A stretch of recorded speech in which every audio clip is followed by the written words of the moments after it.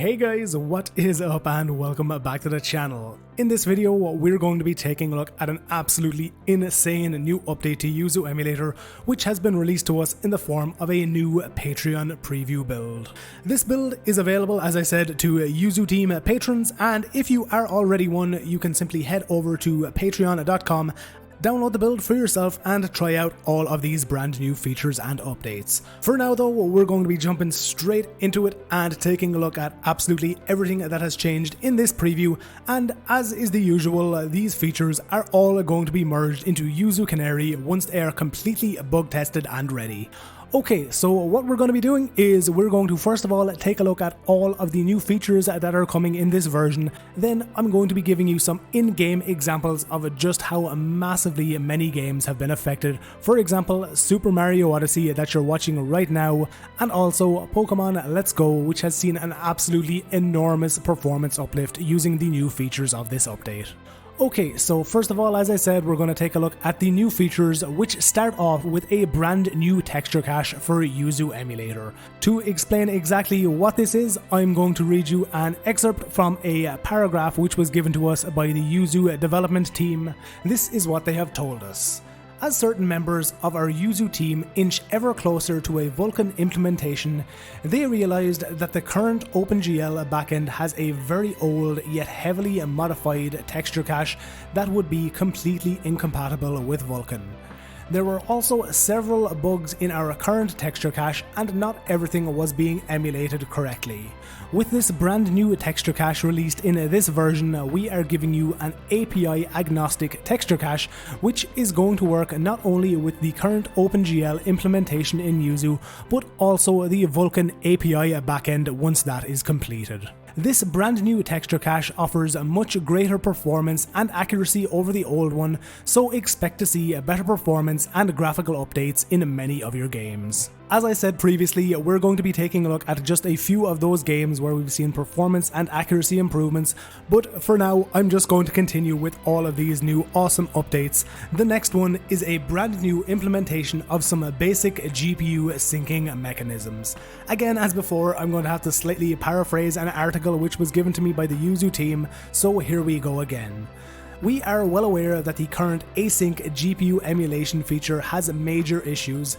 The problem was that our current implementation lacked the real syncing mechanism used by the Nintendo Switch console itself. This lack of a syncing mechanism meant that asynchronous GPU emulation was very unstable in many games, only basically being compatible with a few, for example Super Mario Odyssey. With this new implementation of a basic syncing mechanism, you can now expect to see a much better performance in games that previously were able to use asynchronous GPU emulation, and many more games which were previously unstable while using it should now be fully compatible. One game, for example, which was very unstable with async GPU was Pokemon Let's Go, and as I previously said, thanks to this new implementation, this game in some areas has almost doubled in performance. Before we move on and take a look at any of those games affected, we have to look at the final implementation in this new build, Swap Interval Emulation. Again, as I've done twice before, I'm going to have to paraphrase an article given by the Yuzu team, so here we go again. With the implementation of Swap Interval Emulation, Yuzu will now properly emulate the swap interval between Windows refresh times. This allows us to correctly detect a game's actual refresh rate. What this basically means is that if a game natively runs at 30 frames per second, you will no longer need the option to force 30 frames per second, as Yuzu automatically detects the game's refresh rate now. While this new swap interval means that we no longer need to use the force 30 frames per second mode for 30 frames per second games, they are still going to be leaving the force 30 frames per second mode due to the fact that in games that use dynamic FPS like Bayonetta 2, this force 30 FPS setting can be used to play the game at full speed when playing at 30 frames per second. This setting can be especially useful if your computer is not able to attain a locked 60 frames per second, as I said, allowing you to play at a locked 30 instead.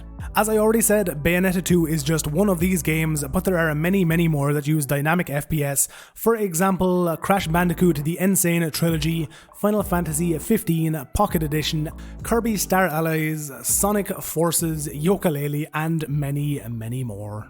So as I said, we're now going to be taking a look at some of the games which are affected. Super Mario Odyssey, which we were previously looking at, you can see right here in its initial title menus.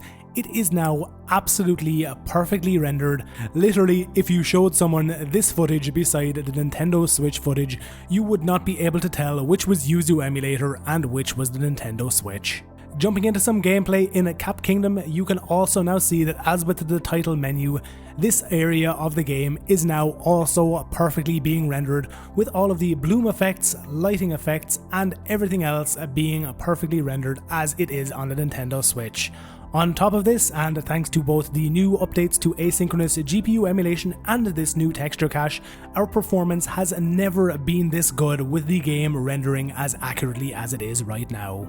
An area which I've previously shown off in videos before is this place right in the center of Cap Kingdom, and as you can see, we are getting 59 to 60 frames per second, again something we've not seen with the game rendered accurately like this before.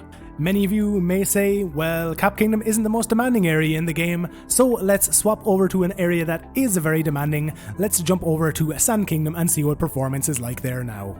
So over here in this kingdom, you can see that as with Cap, our performance here is very, very respectable. However, there are certain areas in this level with high concentrations of NPCs that can cause your FPS to tank. This area back towards the Odyssey ship is just one of them, and if we move on towards the Sand Kingdom ruins, you're going to see another. In this exact area right here, you can also expect to see some fairly significant performance drops, and again, if you're not using a very high single core clocked CPU like the 8700K I'm using for this video, you can expect to see lower performance, so please be aware of that factor also. Again, jumping across into Pokemon Let's Go, thanks to the optimizations to asynchronous GPU emulation, that setting can now be fully used without any crashing or instability in this game. As you can see by the frame counter in the bottom right hand corner, performance in Pokemon Let's Go Pikachu and Eevee has absolutely skyrocketed.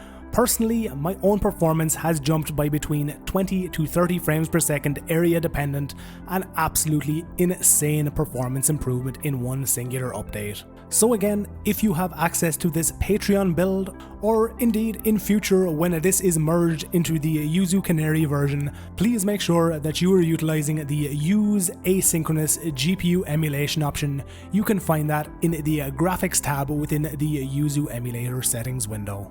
This Async GPU update has actually given us another, you could call it a ninja upgrade. You may have even noticed it in the gameplay you are watching in this video so far. So in previous versions of Yuzu Emulator, you may have noticed the fact that in Pokemon Let's Go, and indeed in many other titles like Bayonetta 2, Kirby Star Allies, and The Legend of Zelda Breath of the Wild, you could experience a flashback of a previous frame rendered at the same time as the current one.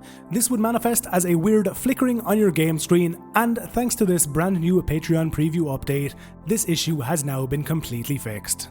Speaking of Breath of the Wild, and with the recent announcement of The Legend of Zelda Breath of the Wild's sequel, this game has also seen a graphical and performance upgrade thanks to this new texture cache and update to asynchronous GPU emulation.